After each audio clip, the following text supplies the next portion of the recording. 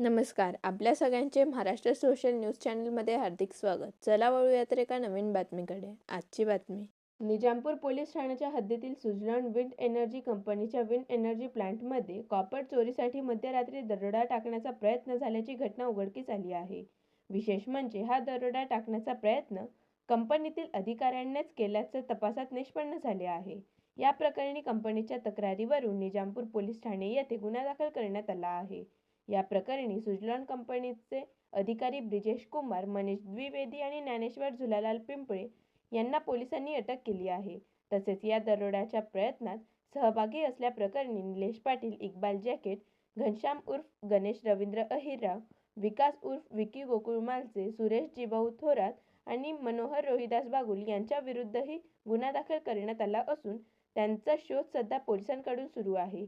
चाकूचा धाक दाखवून तसेच दगडफेक करत दरोडा टाकण्याचा प्रयत्न झाल्याची माहिती समोर आली असून या संपूर्ण प्रकरणाचा पुढील तपास निजामपूर पोलीस करीत आहेत.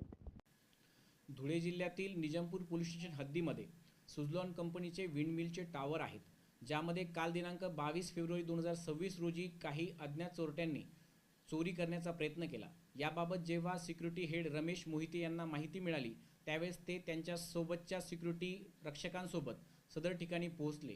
त्यावेळी आरोपींनी सुरक्षारक्षक रमेश मोहिते यांच्यावरती लोखंडी दांड्याने हल्ला करून त्या ठिकाणाहून 78,000 रुपये किमतीची कॉपर केबल चोरी करून लंपास केली.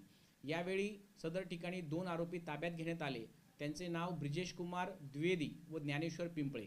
हे दोन्ही आरोपी सुझलॉन कंपनीमध्येच, ज्ञानेश्वर पिंपळे व द्विवेदी हे दोन्ही सुझलॉन कंपनीमध्येच इंजिनियर म्हणून कामास होते.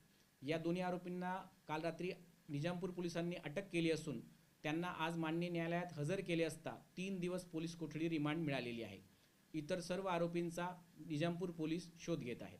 बातमी आवडल्यास चॅनलला लाईक व सबस्क्राईब करा व दररोज अशा नवनवीन बातम्या पाहण्यासाठी चॅनलला फॉलो करा. धन्यवाद.